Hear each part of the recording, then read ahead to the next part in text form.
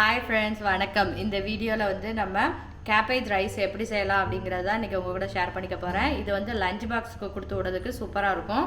வாங்க இதை எப்படி செய்யலாம்னு பார்த்துடலாம். அதுக்கு வந்து ஒரு கடாயில் நான் கொஞ்சம் நல்லெண்ணெய் எடுத்திருக்கேன். எண்ணெய் ஹீட் ஆன உடனே ஒரு 2 துண்டு பட்டை, அதுக்கப்புறமா கொஞ்சமாக வந்து பெருஞ்சீரகம் அதையும் ஆட் பண்ணிக்கலாம். 1 டீஸ்பூன் அளவுக்கு பெருஞ்சீரகம் ஆட் பண்ணியிருக்கேன்.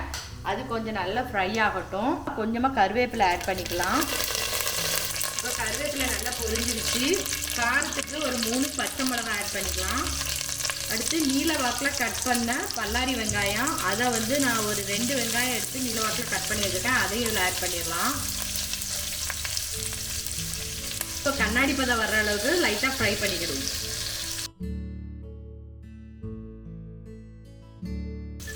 வெங்காயம் வதங்கிறதுக்கு லைட்டாக வந்து உப்பு ஆட் பண்ணிக்கலாம். இப்போ வந்து பார்த்தீங்கன்னா வெங்காயம் வந்து சூப்பராக வதங்கிடுச்சு. இதில் வந்து ஒரு 10 அல்லது 15 பல் அளவுக்கு பூண்டு ஆட் பண்ணிக்கலாம். ஆட் பண்ணி அதையும் நல்லா ஃப்ரை பண்ணி விட்டுக்கோங்க. இப்போ காரத்துக்கு ஏற்ற மாதிரி மிளகாய் தூள் ஆட் பண்ணிக்கோங்க. ஏற்கனவே பச்சை மிளகாய் ஆட் பண்ணியிருக்கிறதுனால உங்கள் காரத்துக்கு ஏற்ற மாதிரி அட்ஜஸ்ட் பண்ணி சேர்த்துக்கோங்க. நான் 1.5 ஸ்பூன் அளவுக்கு சேர்த்துருக்கேன். அடுத்து கொஞ்சம் மஞ்சள் தூள், ஒரு 2 ஸ்பூன் அளவுக்கு மல்லித்தூள். அதுக்கப்புறம் இதை வந்து நல்லா வந்து ஆயிலில் ஃப்ரை பண்ணி விட்டுக்கோங்க. இந்த எண்ணெயில் அந்த மிளகாய்த்தூள் வாசனை எல்லாம் மாறுற அளவுக்கு ஃப்ரை ஆகணும். கருகிராமல் பார்த்துக்கோங்க.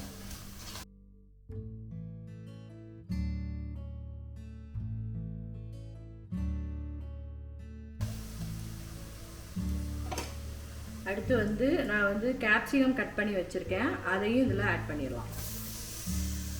கேப்சிகம் வந்து விருப்பம்னா ஆட் பண்ணிக்கலாம், இல்லாட்டா விட்டுடலாம். இப்போ இதெல்லாம் ஆட் பண்ணதுக்கப்புறமா நம்ம பொடிசாக கட் பண்ணி வச்சுருக்க முட்டைக்கோஸை இதில் சேர்த்துக்கலாம். இது வந்து முட்டைக்கோஸ் வந்து பொடிசாக கட் பண்ணி வச்சுருக்கேன். அதை இதில் ஆட் பண்ணிடுவோம்.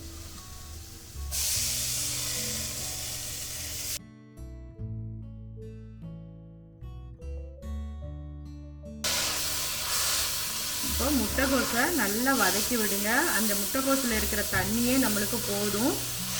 இதுக்கு மேலே தண்ணி விட்டிங்கன்னா முட்டைக்கோஸ் வந்து ரொம்ப வெந்துடும், சாப்பிடும்போது நல்லா இருக்காது. அதனால் அந்த இருக்கிற தண்ணியிலே வந்து நல்லா வதக்கி விடணும்.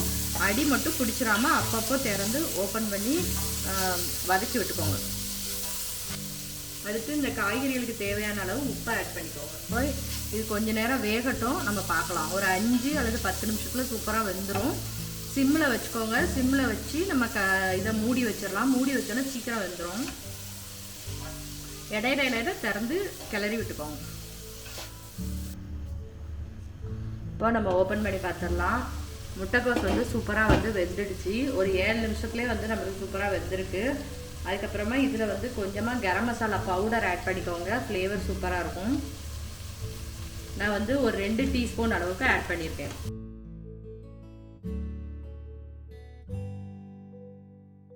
இப்போ கரம் மசாலா பவுடர் ஆட் பண்ணிவிட்டு இப்போ ரைஸ் ஆட் பண்ணிடலாம். ரைஸ் வந்து பாஸ்மதி ரைஸ் நான் 2 டம்ளர் அளவுக்கு எடுத்து ஒரு அரை மணி நேரம் ஊற வச்சுட்டு ஒரு விசில் வச்சு எடுத்து வச்சுருக்கேன். அதை தான் இப்போ ஆட் பண்ண போகிறேன். நீங்கள் சாதாரண பொன்னி அரிசி கூட நம்ம ஆட் பண்ணலாம். இப்போ வந்து நான் பாஸ்மதி ரைஸ் வந்து வேக வச்சு எடுத்து வச்சுருக்கேன். இது ஒரு அரை மணி நேரம் ஊற வச்சுட்டு ஒரு சவுண்டு மட்டும் விட்டு எடுத்து வச்சுருக்கேன். இதுக்கு 1 டம்ளருக்கு 1.5 டம்ளர் அளவுக்கு தண்ணி வச்சிங்கன்னா சரியாக இருக்கும். இப்போ இதை வந்து இந்த மசாலாவோட ஆட் பண்ணிடலாம்.